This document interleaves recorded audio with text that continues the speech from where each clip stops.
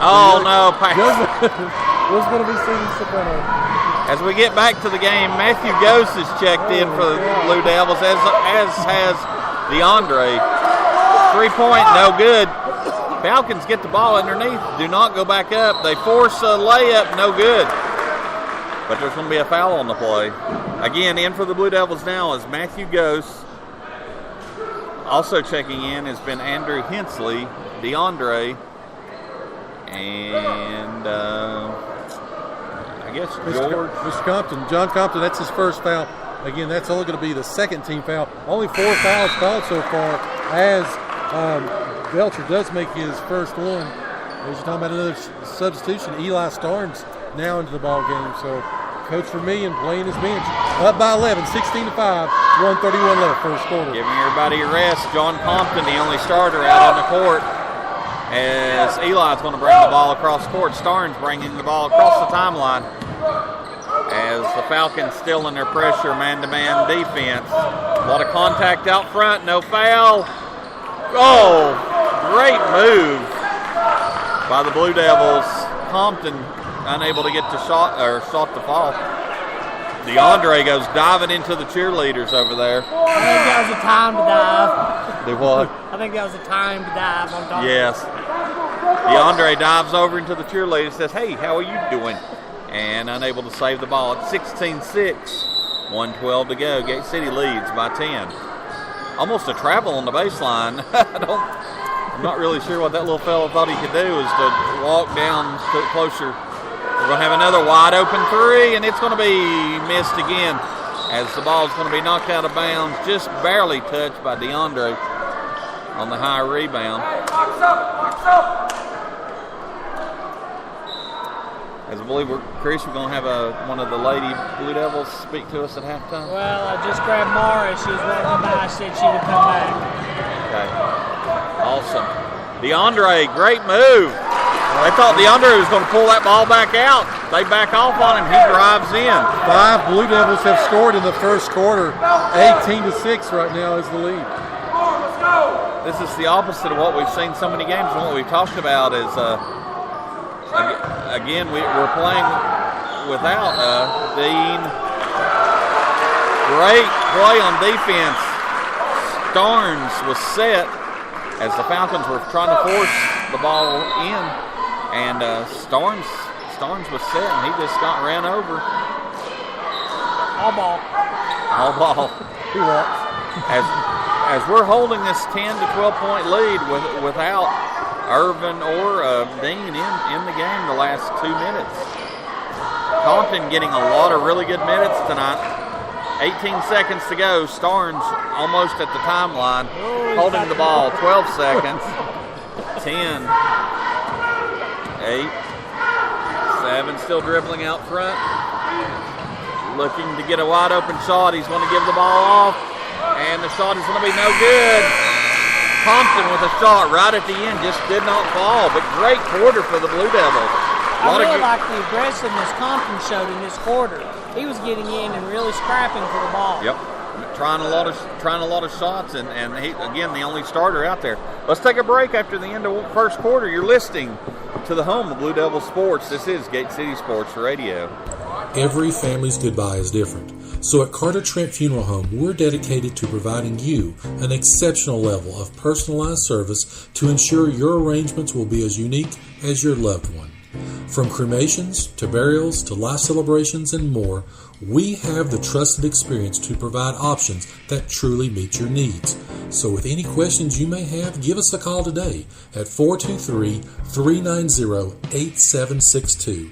Again, Carter Trent Funeral Homes, proudly serving the Tri-Cities for almost 100 years with locations in Kingsport, Church Hill, and Scott County.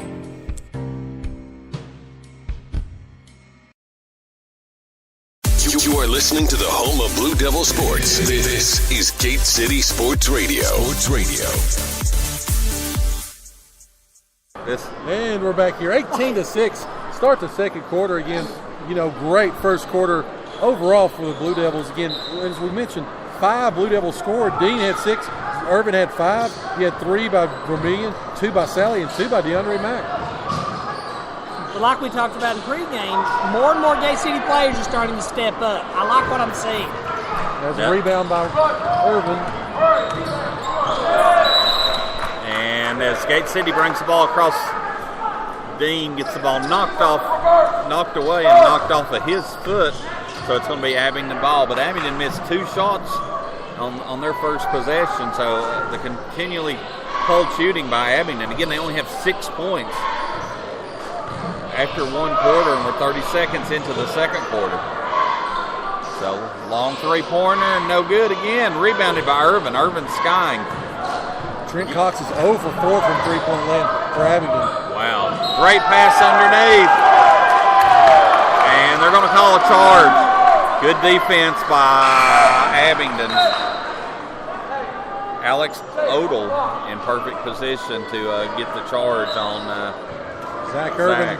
It's going to be his first foul. Again, just 3 team fouls for each team here in the first half. 7-10 left, 18-6 Gate City. Another 3-pointer by Abingdon, no good. They're going to go up, and it's going to be partially blocked by George. And they're going to call a foul, I believe, as the ball's knocked away again. This one's going to be called on Drew Vermillion. 15. You're going to get it on Drew. First foul, 4th team foul now. As back to the line goes Mr. Belcher. This guy has a very different way to shoot the free throws, gentlemen, as he kind of gets very low when he shoots. How low can you go? He makes the free throws, though. Doesn't matter how it looks. He's 4 for 4, 18-8. 18-8. George, great pass from Irvin to Cutting George. Irvin really looking to pass the ball tonight, and the guys are wanting to shoot the ball. As Abingdon goes up, nice floater by O'Quinn. O'Quinn with the floater. 20-10, 6:33 to go. Dean with the ball out front, long 3-pointer, yes! Bang! He made that one from John Battles, Jim. From Bojangles.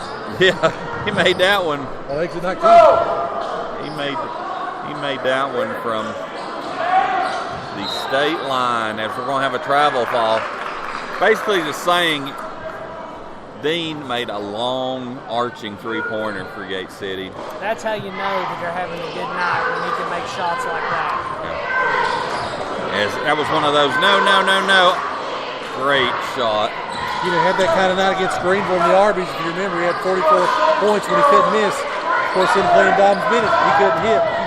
So Dean, great. Sorry, guys. Dean made a great pass underneath Cutting George.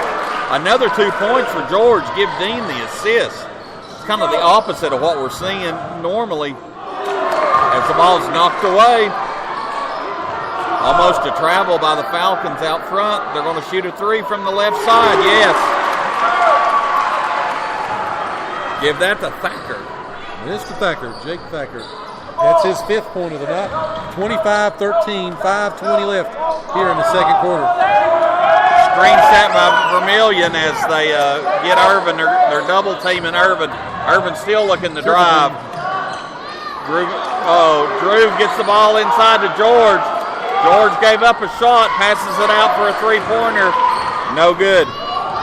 George should have went up on that one, guys. I think George was quite ready for that. No, he was caught him by surprise. And then he wasn't sure. As we have a steal by Dean. Dean trying to get the contact. As the contact was,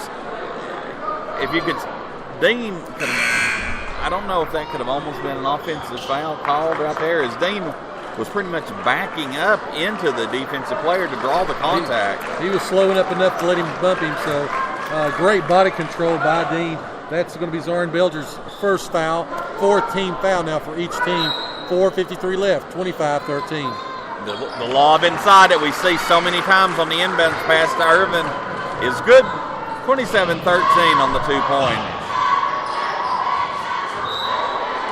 As they try to drive inside, and it's going to be knocked away, partially blocked by Gate City. was either Irvin or Hicks who blocked that one. Hicks, Sally, and who else is in? Starnes, along with Irvin and Dean, who again got a lot of rest in the first quarter as Irvin misses a 15-footer, and it's going to be rebounded by the Falcons. Falcons looking to drive. They're going to pass the ball to the baseline. Double team. He's going to, he traveled, but they didn't call it. They got a kick ball, but that's okay. We're going to get the ball out to Hicks. Back to Dean. Dean's going to shoot, and Dean's going to come up short.